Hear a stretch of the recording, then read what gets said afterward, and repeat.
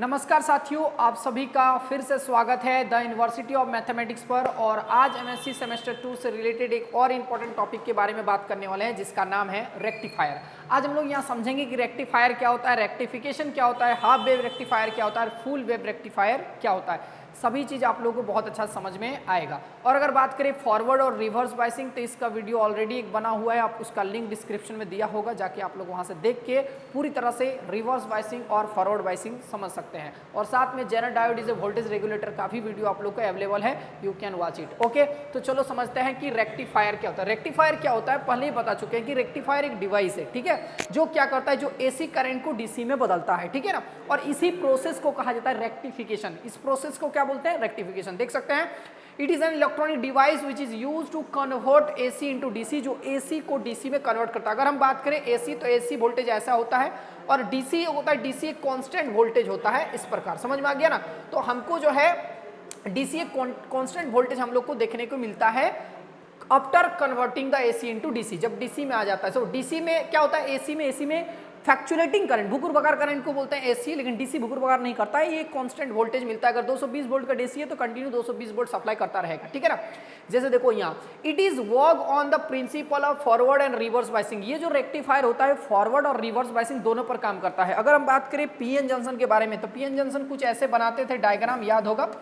इसको हम लोग पी टाइप बोलते हैं और इसको हम लोग क्या बोलते हैं, एन टाइप। जब पी टाइप को बैटरी के पॉजिटिव टर्मिनल के साथ और एन टाइप को बैटरी के नेगेटिव टर्मिनल के साथ जोड़ दिया जाता है, समझ में आ गया, तो इस कनेक्शन को कहते हैं फॉरवर्ड बाइसिंग। क्या बोलते हैं बोलो, फॉरवर्ड बाइसिंग। लेकिन जब पीएन जंक्शन के पी टाइप वाले भाग को बैटरी के नेगेटिव टर्मिनल के साथ और एन टाइप को बैटरी के पॉजिटिव टर्मिनल के साथ जोड़ दिया जाता है तो इस कनेक्शन को कहा जाता है रिवर्स बाइसिंग। तो ये जो होता है फॉरवर्ड बाइसिंग और रिवर्स बाइसिंग दोनों की प्रिंसिपल पर क्या करता है, रेक्टिफायर काम करता है, ठीक है। तो अगर बात करें रेक्टिफायर दो टाइप का होता है, एक को बोलते हैं हाफ वेव रेक्टिफायर, एक को बोलते हैं फुल वेव रेक्टिफायर। अब देखो ये समझना बहुत आसान है। हाफ वेव रेक्टिफायर क्या होता है, तो ये हाफ वेव रेक्टिफायर ना सिर्फ पॉजिटिव हाफ साइकिल को ही डीसी में क्या करता है बोलो, कन्वर्ट करता है। नेगेटिव हाफ साइकिल को कन्वर्ट नहीं कर पाता है, मतलब हाफ वेव को ही क्या कर रहा है, डीसी में कन्वर्ट कर रहा है। इसका नाम है हाफ वेव रेक्टिफायर। फुल में फुल करेगा, कंप्लीट दंदना के करेगा, समझा।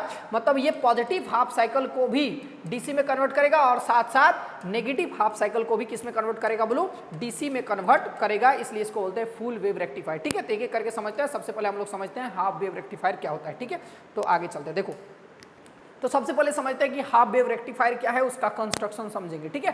तो हाफ वेव रेक्टिफायर क्या है, the rectifier which gives output for only positive half cycle of input AC, ठीक है। तो इनपुट जो एसी होता है, जो positive half cycle of input AC का क्या करता है, कन्वर्ट करता है इनटू डीसी में। बट क्या होता है, but not for negative half cycle, but ये नेगेटिव हाफ साइकिल का आउटपुट नहीं दे पाता है, जिस कारण इसको बोलते हैं हाफ वेव रेक्टिफायर, क्योंकि हाफ वेव को ही क्या कर रहा है, डीसी में कन्वर्ट कर रहा है, इसलिए इसको बोलते हैं half wave rectifier. Half wave rectifier में शॉर्ट में हम लोग बोलते हैं एच, हाफ, डब्ल्यू और आर। समझ में आ गया, इसको बोलते हैं हाफ वेव रेक्टिफायर। अब कंस्ट्रक्शन देखो, हाफ वेव रेक्टिफायर में क्या होता है, कैसे बनाया था हाफ वेव रेक्टिफायर का, तो इसमें होता है कि स्टेप डाउन ट्रांसफार्मर। तो स्टेप डाउन ट्रांसफार्मर बता चुके हैं। स्टेप डाउन ट्रांसफार्मर का मतलब होगा प्राइमरी कॉइल में नंबर ऑफ टर्न्स बहुत ज्यादा होगा, सेकेंडरी कॉइल में नंबर ऑफ टर्न्स बहुत ही क्या होगा, कम होगा। तो स्टेप डाउन ट्रांसफार्मर होता है और स्टेप डाउन ट्रांसफार्मर को के सेकेंडरी कॉइल को एक पीएन जंक्शन से जोड़ देंगे और पीएन जंक्शन को एक लोड रेजिस्टेंस से जोड़ देंगे, जिसके अक्रॉस हमको क्या मिलेगा, आउटपुट वोल्टेज देखने को मिलेगा, ठीक है। तो यहाँ बताते हैं हम एक स्टेप डाउन ट्रांसफार्मर, मतलब यहाँ प्राइमरी कॉइल में नंबर ऑफ टर्न्स बहुत ज्यादा होगा, तो यहाँ हम बनाते हैं एक ट्रांसफार्मर और इस प्राइमरी कॉइल को हम लोग क्या करेंगे, एसी सोर्स से जोड़ देंगे। समझ, एसी सोर्स यानी कि फ्लक्चुएटिंग करंट बोल सकते हैं, इसमें नंबर ऑफ टर्न्स बहुत ज़्यादा है, इसको बोलते हैं प्राइमरी कॉइल। और इसी के सामने एक होता है सेकेंडरी कॉइल, जिसमें नंबर ऑफ टर्न्स बहुत ही कम होगा, इससे तो कम ही है, इसमें मैग्नेटिक फ्लक्स में चेंज होगा। और इसको जो है एक पीएन जंक्शन डायोड से हम लोग क्या कर देंगे, जोड़ देंगे, जो कि फॉरवर्ड बाइसिंग में होगा, देख लेते हैं। और यहाँ पे इसको क्या करेंगे, एक लोड रेजिस्टेंस के साथ जोड़ देंगे, ठीक है। यहाँ पर एक लोड रेजिस्टेंस लगा दिए और इसी लोड रेजिस्टेंस के अक्रॉस हमको क्या मिलेगा, आउटपुट वोल्टेज हम लोग को देखने को मिलेगा। तो यहाँ हमको मिलेगा आउटपुट वोल्टेज देखने को मिलेगा, ठीक है। अब चलो समझते हैं, देखो कैसे। ये हो गया हमारा, इसी को बोलते हैं हाफ वेव रेक्टिफायर। अब ध्यान सुनो, जब यहाँ से एसी करंट चलेगा ऐसे, जब यहाँ से एसी करंट ऐसे चलेगा, मतलब पॉजिटिव हाफ साइकिल फिर नेगेटिव हाफ साइकिल, देखो जब ये पॉजिटिव हाफ साइकिल चलेगा तो ये वाला टर्म जो होगा पॉजिटिव होगा, इसका नाम दे सकते हैं S1 और S2 लिख सकते हैं, कोई दिक्कत वाली बात नहीं है। तो ये होगा पॉजिटिव, जब पॉजिटिव हाफ साइकिल चलेगा तो ये पॉजिटिव होगा और ये नेगेटिव होगा।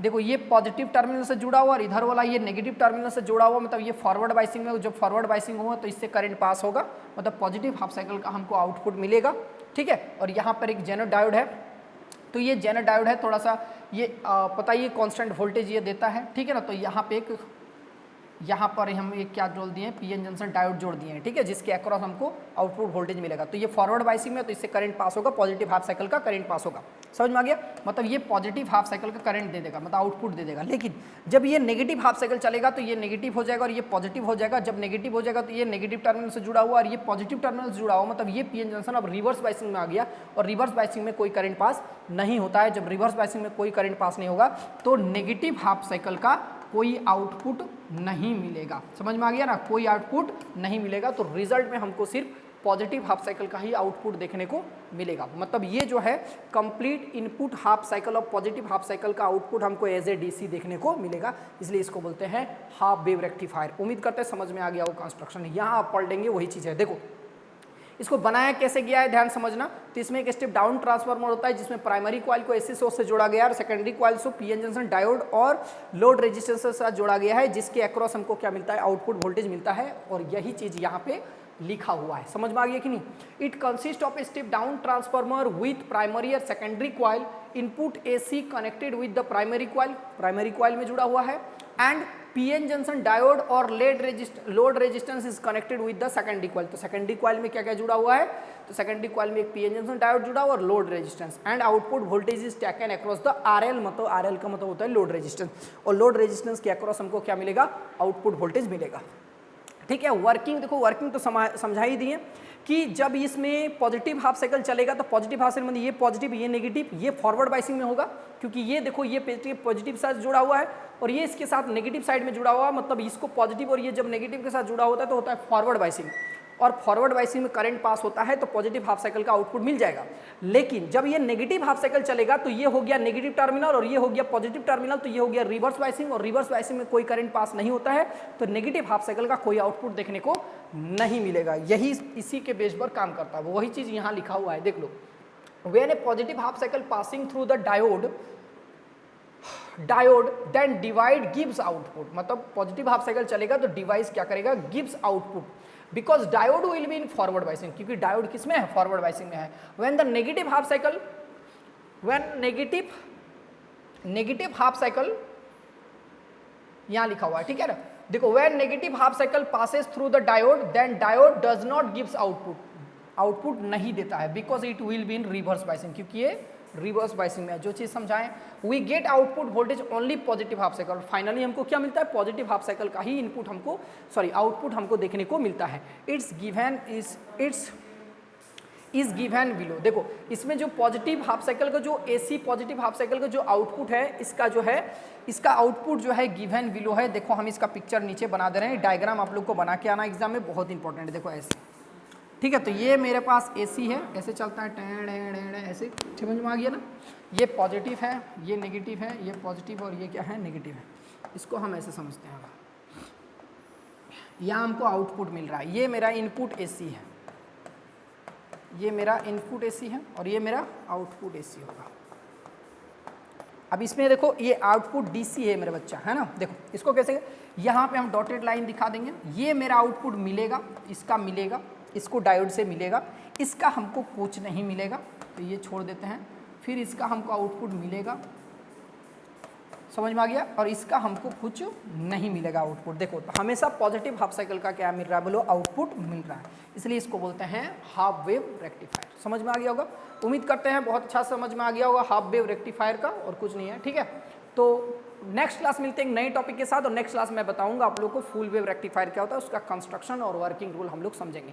थैंक यू वेरी मच, और अपने दोस्तों के साथ शेयर कर देना, और हाँ साथ साथ लाइक और सब्सक्राइब जरूर कर देना, ये भूलना नहीं, बहुत मेहनत की आप लोग के लिए। चलो मिलते हैं नेक्स्ट क्लास।